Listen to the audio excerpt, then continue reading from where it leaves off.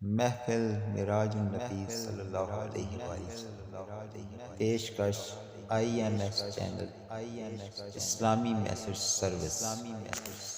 بسم اللہ الرحمن الرحیم۔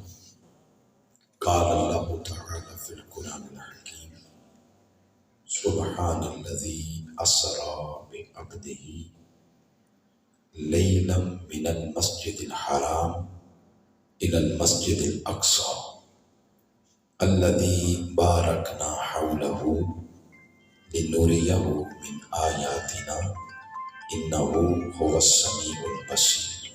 صدق اللہ مولانا العظیم۔ جملہ معزز سادات گرامی قدر، بالخصوص حضرت سید انوار احمد حیدری شاہ صاحب صدر مجلس دامت برکاتکم العالیہ، جملہ معزز علماء کرام، میزبان مجلس محترم المقام حافظ مظہر حسین نقشبندی صاحب خطیب جامع مسجد اعظم، جملہ سناخان مصطفیٰ صلی اللہ علیہ وآلہ وسلم سے حضور نبی اکرم صلی اللہ علیہ وآلہ وسلم کے شانوں کی مناسبت سے عظیم محفل معراج النبی ہم سب کو نصیب ہوئی ہے۔ اب اس پہ یہ باتیں کرنا کہ معذرت لیٹ ہو گیا، اس طرح کی وہ باتیں جو ہو گئی سو ہو گئی۔ اب ہم بلا تاخیر حضور صلی السلام کا ذکر خیر کرتے ہیں، کوئی 20 سے 25 منٹ کے اندر انشاءاللہ گفتگو ختم کر دیں گے۔ اللہ پاک ہماری اس حاضری کو قبول فرمائے۔ جو آپ نے حضور اسلام کی اس مجلس میں بیٹھ کے اپنی طبیعت کے اوپر ضبط کیا اور صبر کیا، اللہ اس کے صدقے مدینہ پاک کی کئی راتیں آپ کو عطا فرمائے اور اس کے صدقے قبر کی تنگی سے اللہ محفوظ فرمائے۔ آپ نے طبیعت پہ ضبط کیا ہے، اللہ کریم ہم سب کی خطاؤں کو اپنے معافی کے قلم کے ساتھ معاف فرما کر حضور اسلام کی کامل اتباع عطا فرمائے۔ میں نے آپ کے سامنے سورہ بنی اسرائیل کی پہلی آیت کریمہ تلاوت کی ہے 15ویں پارے سے، جس میں اللہ کریم نے اپنے محبوب کریم صلی اللہ علیہ وآلہ وسلم کے معجزہ معراج کا ذکر کیا ہے، اور ایک حصہ یہاں بیان ہوا اور دوسرا حصہ بیان ہوا ہے سورۃ النجم کے اندر، بڑی تفصیل کے ساتھ وہاں بیان ہوا۔ ابتدائی بات تھوڑی لمبی کرنی تھی مگر اس کو مختصر میں آپ کو جو بتا دوں کہ اللہ کریم جب مخلوق اور قوم اور انسانوں کی طبیعتوں کو دیکھتا ہے کہ یہ دلائل کے ساتھ نبی کی زبان سے میری توحید کے نور کو نہیں مان رہے، پھر اللہ نبیوں کے ہاتھوں کچھ ایسے کام رونما کرواتا ہے جس کو دیکھ کر انسان ششدر رہ جاتا ہے اور انسان سوچنے پہ مجبور ہو جاتا ہے کہ ہیں تو ہم بھی انسان، لیکن ہم یہ کام نہیں کر سکتے جو اس نبی نے کیا ہے، اس شخص نے کیا ہے۔ پھر وہ پوچھتے ہیں کہ یہ کام آپ نے کیسے کر لیا؟ اس وقت پھر وہ نبی بتاتا ہے کہ یہ کمال میرا نہیں ہے، در حقیقت کمال اس خدا کا ہے جس کے ایک ہونے کی دعوت لے کر میں تمہارے پاس آیا ہوں۔ تم بھی پڑھو اس کا کلمہ، اس کی دی ہوئی تعلیمات کے نور کو اپناؤ، پھر دیکھو اللہ تم پر کس طرح فضل کے دروازے کھولتا ہے۔ اللہ پاک نے اسی مناسبت سے نبیوں کو معجزے دیے، آقا علیہ السلام کو بھی اللہ پاک نے معجزہ عطا کیا۔ آپ کا سب سے بڑا معجزہ قرآن ہے۔ کیا ہے؟ بولے معجزہ قرآن، اور بے شمار معجزات اللہ نے اپنے حبیب کو دیے۔ مثلا آپ کے لعاب دہن کے اندر اللہ نے اتنی تاثیر رکھی تھی، کڑوے کنویں میں پھینکا جاتا تو میٹھا ہو جاتا، کٹے بازوں کے ساتھ لڑتا تو جڑ جاتے، نکلی ہوئی آنکھوں کے ساتھ لعاب دہن رکھتا تو لوگوں کو بینائی مل جاتی۔ حضور نبی اکرم صلی اللہ علیہ وسلم سے کسی بندے نے وراثت کا مسئلہ پوچھا تو آپ علیہ السلام نے بتایا کہ اس کا اتنا حصہ، اس کا اتنا، اس کا اتنا، اس کا اتنا، اور بتاتے بتاتے ساتھ فرمایا 2 حصے اس کے بھی ہیں جو ابھی دنیا میں آیا نہیں، تیری بیوی کے پیٹ میں ہے۔ یعنی دنیا میں آنے سے قبل حضور علیہ السلام نے اس کا بتا دیا بیٹا یا بیٹی۔ حضور علیہ السلام سے لوگ پوچھتے تھے حضور ہمارا نسب درست کر دیں، کبھی کوئی کسی کو تانے دیتا وردیت کے تو حضور علیہ السلام نسب درست فرما دیتے تھے۔ یہ سب حضور علیہ السلام کے معجزات ہیں، مگر قیامت تک کی آنے والی انسانیت اور اس انسانیت کا علم اور اس انسانیت کی ترقی اور عروج، اس کی مناسبت سے اللہ نے ایک معجزہ اپنے حبیب کو ایسا بھی دیا ہے جس کا نام معجزہ معراج ہے۔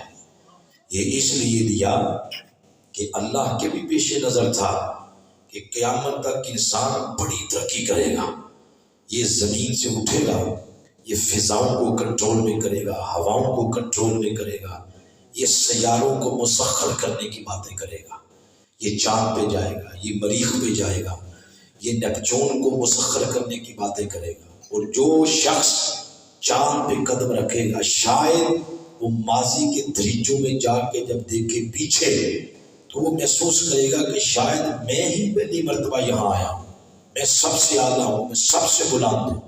تو اللہ پاک نے قیامت تک کی انسانی ترقی کی مناسبت سے ایک معجزہ معراج ایسا اپنے حبیب کو دیا، انسان کو بتا دیا کہ قیامت تک تمہاری جو بھی ترقی ہے، تم جہاں بھی جاؤ گے، جس سیارے پہ جاؤ گے، اس سیارے کی سطح بولے گی کہ تم یہاں آج پہنچے ہو، 1400 سال پہلے آمنہ کے لال محمد یہاں اپنا قدم لگا چکے ہیں۔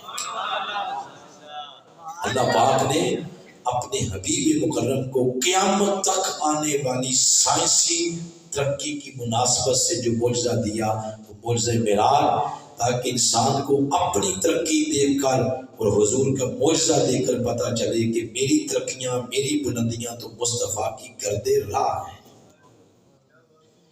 حضور نبی اکرم صلی اللہ علیہ وسلم کا جو معجزہ معراج، سیر معراج، یہ مکہ المکرمہ سے شروع ہوتا ہے، اور حضور علیہ السلام مکہ المکرمہ سے بیت الحرم، پھر مدینہ پاک، اور مدینہ پاک سے بیت المقدس تشریف لے جاتے ہیں۔ بیت المقدس کل انبیاء کرام 1.25 لاکھ انبیاء بیت المقدس میں کھڑے تھے حضور علیہ السلام کی استقبال کے لیے، حضور کی زیارت کروا کے ان کو معراج اللہ نے کروا دی۔ اور یہاں پر وقت کے مجدد شیخ الاسلام ڈاکٹر محمد طاہر القادری مدثر اللہ لکھتے ہیں کہ نبیوں کے جسموں کو معراج نہیں ہوا بلکہ نبیوں کی روحوں کو معراج ہوا ہے، کیونکہ جب بندہ سٹڈی صحیح نہیں کرتا تو اس وقت فکر کی کلیئرٹی نہیں ہوتی، مگر نہ کلیئرٹی نہ ہو پھر آپ کے شہر کی آوازیں آتی رہتی ہیں، دائیں بائیں ہم سنتے رہتے ہیں۔ وہ 1.25 لاکھ نبی بیت المقدس میں اکٹھے ہوئے تو لوگوں کو صبح کوئی پتہ نہیں چلا کہ رات کو اتنا بڑا اکٹھ ہو گیا۔ آپ کے شہر میں بندے لوگ کہتے رہتے ہیں۔ تو یاد رکھیں یہ نبیوں کے جسموں کو معراج نہیں ہوا، یہ نبیوں کی روحوں کو ہوا۔ اور جب آقا علیہ السلام کا معاملہ آیا تو حضور علیہ السلام کے جسم کو بھی معراج ہوا اور حضور کی روح کو بھی معراج ہوا۔ آقا علیہ السلام کی سن کی آنکھوں کو بھی ہوا اور سر کی آنکھوں بھی ہوا، حضور کی روح کو بھی اور حضور کے جسم کو بھی اللہ پاک نے معراج کروایا۔ پھر ساری انسانیت کا کلائمیکس جس کو انبیاء کہتے ہیں، وہ سارے انبیاء شب معراج بیت المقدس میں کھڑے رہے اور حضور علیہ السلام ان کو چھوڑ کے سماوی کائنات کا سفر شروع کرتے ہیں۔ گویا جو لوگ ان جھگڑوں میں مبتلا رہتے ہیں، نور بشر، تو وہ شب معراج دیکھے تو بشریت کی انتہا وہ مسجد اقصی میں کھڑی اور نورانیت کی انتہا اس سدرۃ المنتہا پہ کھڑی ہے. بشریت بھی نیچے رہ گئی, نورانیت بھی نیچے رہ گئی. ان ساری چیزوں کو چھوڑ کے مصطفیٰ وہاں جا پہنچے جہاں نہ نورانیت جا سکتی ہے نہ بشریت جا سکتی ہے. یہ دونوں مصطفیٰ کی شانیں ہیں لیکن حضور کی حقیقت نہیں. نورانیت بھی مصطفیٰ کی شان اور بشریت بھی مصطفیٰ کی شان. اور حضور کی حقیقت کیا ہے؟ خود حضور فرماتے ہیں اے ابو بکر لم یعرفنی حقیقہ, میری حقیقت سوائے میرے رب کے کوئی نہیں جانتا. بشریت ہر کسی نے دیکھی, نورانیت کسی نے دیکھی, لیکن حقیقت مصطفیٰ سوائے رب کے کسی نے بھی نہیں دیکھی. سماوی کائنات کا سفر ختم ہوتا ہے, پہلا آسمان, دوسرا, تیسرا, چوتھا, ساتواں آسمان سے اوپر جب حضور نبی اکرم صلی اللہ علیہ وسلم سدرۃ المنتہا پر پہنچے جو فرشتوں کی آبادگاہ ہے یا فرشتوں کا علاقہ, تو وہاں پر فرشتوں کے ساتھ ملاقات ہوتی ہے. فرشتوں کے ساتھ ملاقات کر کے جب سدرۃ المنتہا سے حضور نبی اکرم صلی اللہ علیہ وسلم جب آگے جانے لگے تو دیکھا وہ جو پورے سفر میں ساتھ تھا جبریل, نہ وہ دائیں نظر آ رہا ہے نہ بائیں. مڑ کے جب آقا علیہ السلام نے دیکھا تو پیچھے انگشت بدندہ کھڑا ہے. تو حضور علیہ السلام نے فرمایا جبریل آگے آؤ. تو جبریل نے عرض کی حضور میرے اندر جتنی نورانیت ہے, جتنی طاقت ہے, اس ساری طاقت کو استعمال کر کے میں یہاں تک آ سکتا ہوں. اس سے آگے آؤں گا تو میرے نور کے پر جل کے راکھ ہو جائیں گے. اس وقت پھر حضور علیہ السلام مسکرائے. مسکرانا یہ علامت تھا, بتانا یہ چاہتے تھے کہ جبریل تم سارے سفر میں یہ سمجھ رہے ہو کہ شاید تم مجھے لے کے آ رہے ہو, اب تمہیں سمجھ آ رہی کہ میں تمہیں لے کے آیا ہوں یا تم مجھے لے کے آئے ہو. سدرۃ المنتہا سے جب حضور آگے جاتے ہیں اگلا مقام آتا ہے دنا.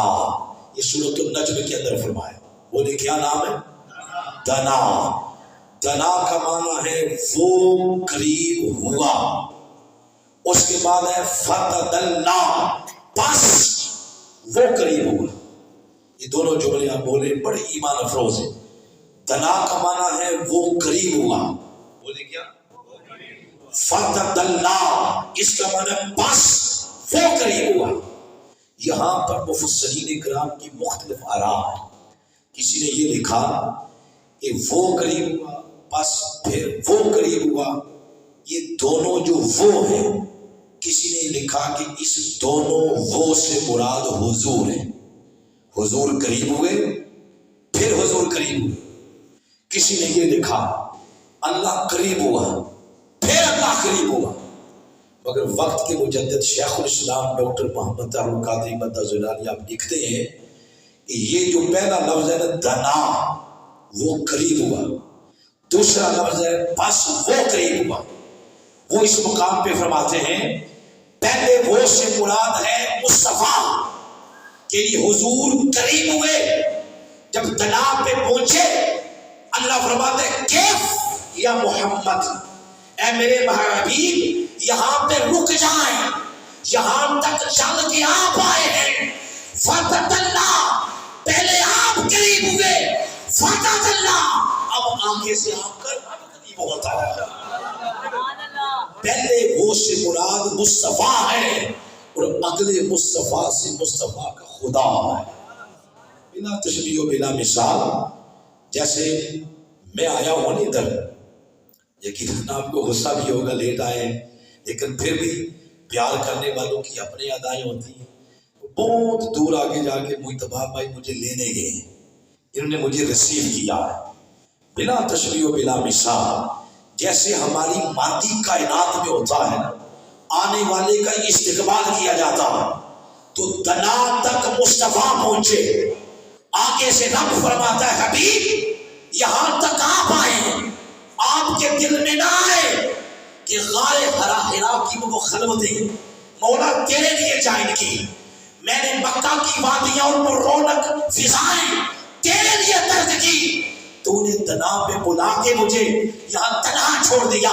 فرمایا میرے مصطفیٰ دنا پہ آپ پہنچے ہیں، یہاں پہ رک جائے، یہاں تک آپ آئے ہیں، آگے چل کے آپ کا خود آپ کے پاس آتا ہے، آپ کی شان کے لائے۔ اور پھر یہاں پہ لفظ آتے ہیں حدیث کے، روایت کے، اللہ نے فرمایا محبوب جیسے ہمارے یہاں لوگ مہمان آتے ہیں آپ اس کو مالائیں پہناتے ہیں، پھول نشاور کرتے ہیں، فرمایا حبیب یہاں مالائیں نہیں ہوتی، یہاں پھول نہیں ہوتے، یہاں کیا ہوتا ہے؟ فرمایا حبیب دنا پہ رک جائے، کیف یا محمد ان ربک یصلی، آپ رک جائیں، اب آپ کا رب آپ پر درود و سلام بھیج رہا ہے۔ اب یصلی اس کا ایک معنی یہ بھی ہے قریب ہونا یا کسی کو قریب کرنا، اس طرح میں دیکھا جائے تو اللہ فرما رہا ہے حبیب یہاں تک آپ آئے ہیں، یصلی آگے آپ کا رب آپ کے قریب ہوتا ہے۔ اس کے بعد اگلا قرب اللہ پاک نے یوں بیان فرمایا، فرمایا دنا فتدلا فکان قاب قوسین، فرمایا پھر میں اور میرا حبیب اتنے قریب ہوئے، قوسین یہ قوس ہے، جیسے جو ریاضی پڑھتے ہیں نا آپ، پرکار کے ساتھ قوس بنائی جاتی ہے، آدھے دائرے کو قوس کہتے ہیں، یہ آپ کی دونوں آنکھوں کے اوپر یہ قوس نما بنی ہوئی ہے، یہی مثال اللہ نے دی ہے کہ میں اور میرا حبیب کتنے قریب ہوئے، فرمایا جتنی دو کمانے یا قوسین کے دائرے آپس میں جڑے ہوئے ہوتے ہیں اتنے قریب ہوئے، لیکن ابھی بھی یہاں فاصلہ ہے، آپ اپنی فنگر کے ساتھ دیکھ رہے ہیں ان دونوں میں فاصلہ ہے یا نہیں؟ بولے نا، ہے نا فاصلہ؟ تو قوسین پہ اس نے فاصلہ رکھا ہے، فاصلہ اس لیے رکھا کہ مخلوق کی مجبوری ہے، مخلوق فاصلے کے ساتھ فاصلے کے بغیر تھک نہیں سکتی، یا آپ اپنی آنکھ سے لگا لیں فاصلہ ختم ہو گیا مگر نظر نہیں آتا، کچھ نظر آنا ہو تو آپ فاصلہ رکھیں گے، دیکھنا ہو تو آپ فاصلہ رکھیں گے، تو اللہ پاک نے دکھانا تھا کس کو؟ مخلوق کو، فرمایا مخلوق تیری مجبوری ہے کہ تو فاصلے کے بغیر دیکھ نہیں سکتی، اس لیے فاصلہ تمہارے لیے رکھا تاکہ لو میں اور میرا حبیب کتنے قریب ہوئے ہیں، یہ فاصلہ تمہارے لیے رکھا، جب مخلوق دیکھ چکی فرمایا حبیب جن کو دکھانا تھا وہ دیکھ چکے، اب حریم ناز کے اندر آ جا، اب دروازہ بند کر دیا جائے، او ادنا او ادنا، اب حبیب اتنا قریب آ جا کہ یہ فاصلہ بھی ختم ہو جائے، یہ فاصلہ تو ان کے لیے رکھا تھا، ان کو میں دکھا چکا، اب حریم ناز میں آ جا، حریم ناز میں بلا کے اس نے دروازہ بند کر دیا، فرمایا اب اگلی باتیں میرے اور میرے حبیب کی، او ادنا آغوش کبرا پہ بٹھا دیا، وہاں بٹھا کے حسن کے سارے پردے ہٹا دیے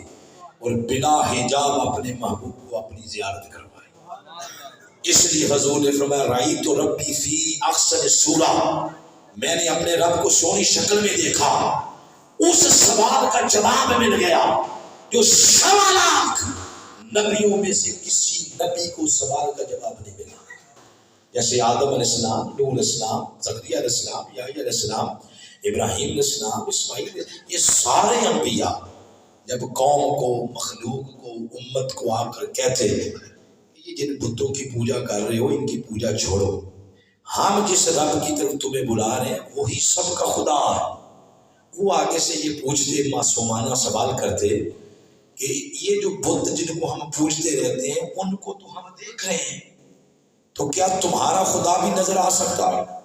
تو آگے سے نبی کہتے کہ نہیں یہ تو ممکن نہیں ہے، وہ نظر نہیں آ سکتا۔ کچھ لوگ یہ پوچھ رہے تھے، کہتے چلو ہم نہیں دیکھ سکتے، تم نے دیکھا؟ ہر نبی آگے سے کہتا کہ نہیں ہم نے بھی نہیں دیکھا، حتیٰ پھر قومیں اصرار کرتے، حتیٰ کہ موسیٰ علیہ السلام کی قوم کا تو اصرار ہی بہت زیادہ ہو گیا، انہوں نے کہا جب ہم کھلی آنکھوں سے نہیں دیکھیں ہم کلمہ ہی نہیں پڑھیں گے، उधर कौम का इसरार बढ़ा, उधर मूसा अलैहिस्सलाम का इसरार बढ़ गया। 9 बार दुआ की, रब्बे आरिनी, मौला मुझे अपना आप दिखा। ये लोग जिद कर रहे हैं, तुझे देखना चाहते हैं, या ये कहते हैं कि आपने देखा तो मौला कम अज कम तुम मुझे ही दिखा दे। 9 बार दुआ की। अल्लाह पाक ने फरमाया मूसा ये पॉसिबल ही नहीं है, ये मुमकिन ही नहीं। गोया 1.25 लाख नबी इस सवाल की जुस्तजू में रहे, मगर किसी नबी को इस सवाल का जवाब ना मिला। तो अकीदे तौहीद मेरे आका से पहले पहले उसकी बुनियादें ठोस नहीं थी, उसकी बुनियादें थी कयासी। कयासी समझ गया? कयास कर ले, जैसे किसी अंधे से किसी ने पूछा हाथी कैसा होता है, तो उसका पता नहीं किसी चीज के ऊपर हाथ लगा, उसने कहा हाथी मेरा ख्याल है यही है। किसी से पूछा तो उसने कहा नहीं हाथी लगता है ऐसा होता है, तो ये कयास होता। 1.25 लाख नबी अपनी उम्मतों को दावा देते तौहीद की, वहदानियत की, मगर 1.25 लाख नबियों की उम्मतों में अकीदे तौहीद की बुनियादें कयास पर कायम थी। इस अकीदे तौहीद को ठोस बुनियादें उस दिन मिली जब मुस्तफा की आंखों ने अल्लाह की ज़ियारत कर ली। इसलिए हुजूर ने फरमाया अब मेरी उम्मत पर शिर्क पलट के हमला नहीं करेगा। क्यों? फरमाया शिर्क पलट के हमला तब करे जब किसी ने एक को देखा ना हो। मैंने एक को देख लिया, आज के बाद शिर्क पलट के हमला नहीं करेगा।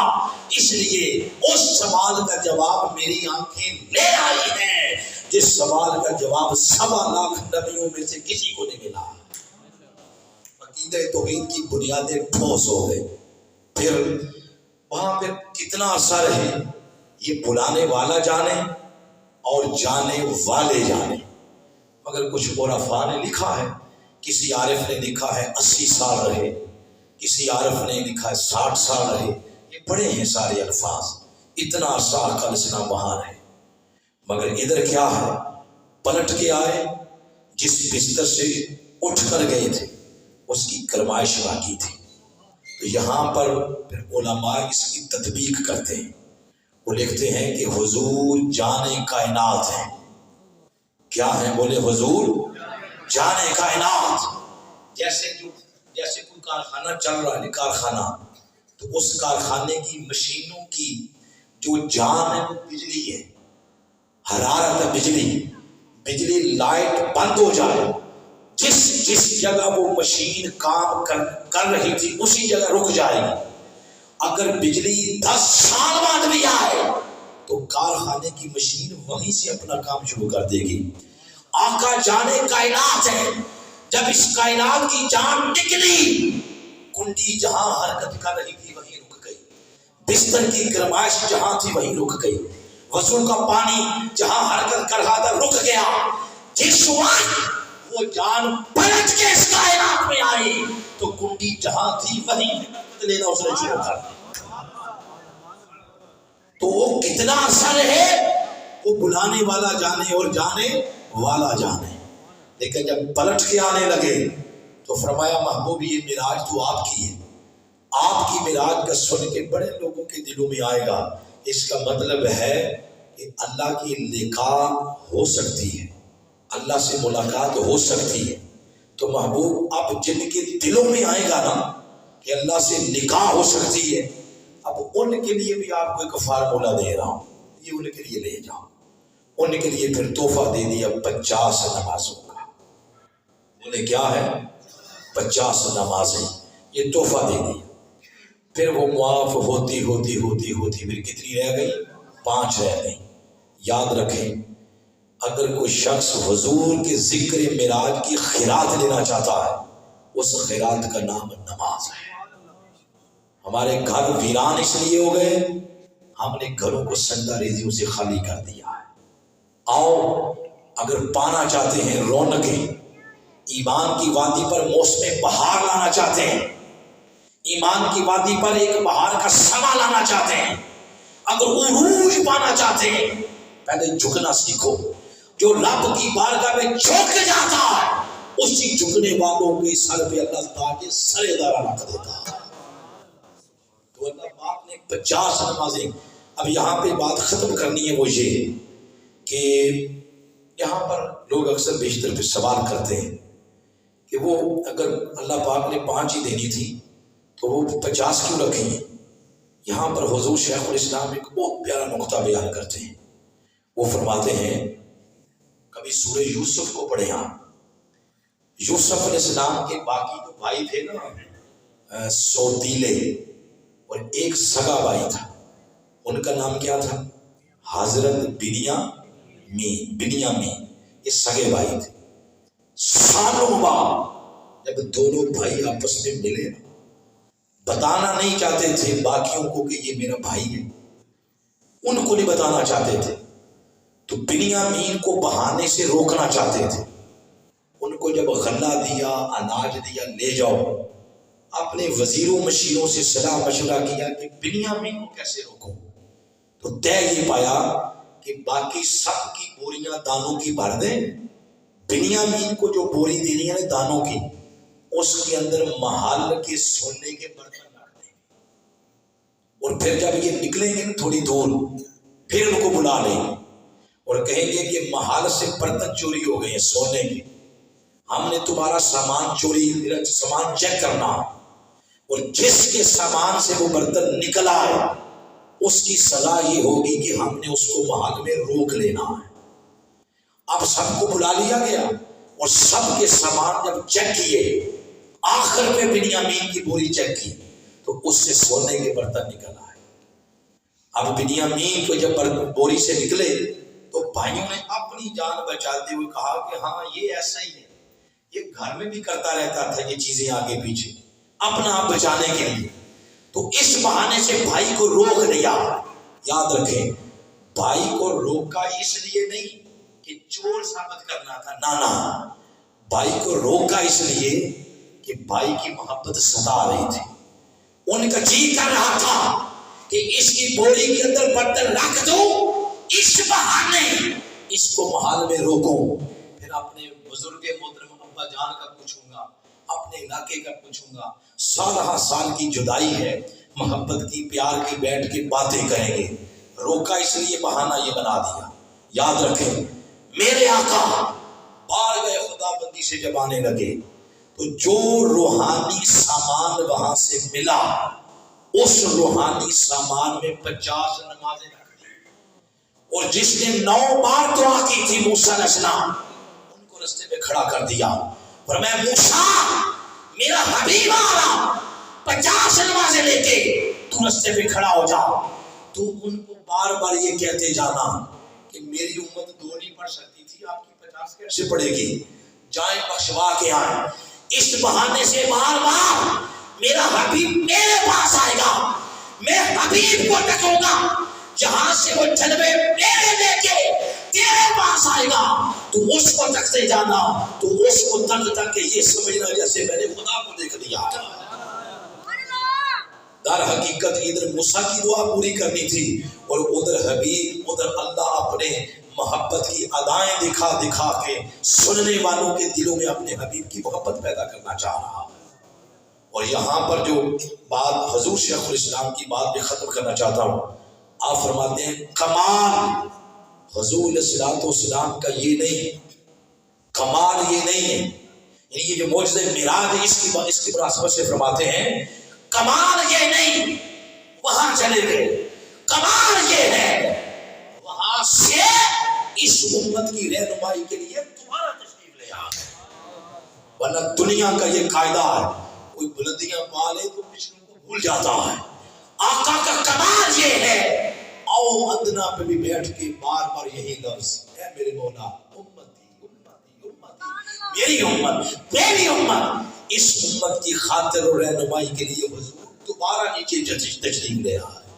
آؤ، جس نبی نے وہاں بیٹھ کے بھی اپنے امتی کو بھولے نہیں، وہاں بھی اپنی امتی کے لیے بخشش کی دعائیں کی ہیں، آئیں اس نبی کی دی ہوئی سیرت کے اندر اپنے آپ کو رنگ دیں، اور آپ کی کامل اتباع سے اپنی دنیا کو بھی بہتر کریں، اپنی قبر کو بھی بہتر کریں اور اپنے حشر کو بھی بہتر کریں۔ یہاں پہ اپنی بات کو ختم کرتے ہیں۔ آپ کا بہت شکریہ، جتنے احباب آپ تشریف لائے۔ آپ نے صبر کے ساتھ بیٹھے رہے، نماز عشاء کے بعد ثناخانی آقا علیہ السلام کی سنی ہے، ایک ایک یہاں پر گزارے ہوئے لمحے کو اللہ آپ کے لیے اور میرے لیے بخشش کا ذریعہ بنا ہے۔ اس موضوع پر میرے قائد میرے شیخ حضور شیخ الاسلام کے بے شمار خطابات، کوئی 180 سے زائد خطابات آپ کے صرف اس معراج النبی کے موضوع پر ہیں، اور ان کو سنیں قرآنی دلائل کے ساتھ بھرے ہوئے۔ سننا چاہتے ہیں آپ؟ بولے سننا چاہتے ہیں؟ پچھلی جو بات ہوگی اس پر معاف کر دیں اور تھوڑا بولے تو صحیح۔ سننا چاہتے ہیں؟ بڑا آسان طریقہ سننے کا، یہ بات میں اسی پہ اب ختم کرنے لگا ہوں، بڑا آسان طریقہ ہے۔ ایک وقت تھا پہلے پیر، حافظ مظہر صاحب اس بات کے گواہ ہیں، لوگ VCR اٹھاتے تھے کرائے پہ لینا اور ساتھیوں کو اکٹھا کرنا اور شیخ الاسلام کے خطاب سنتے تھے، بڑا خرچہ ہوتا تھا اس میں۔ پھر وہ CD آ گئی، وہ بھی بڑا مہنگا کام تھا۔ اس کے بعد پھر وہ آ گئی USB آ گئی، وہ بھی بڑا جھنجھٹ تھا، گم ہو جاتی ہے، لوگ اتار کے لے جاتے تھے۔ اب بڑا آسان ہو گیا، اب اتنا آسان ہوا ہے کہ 8,500 خطاب سارے انٹرنیٹ پر موجود ہیں،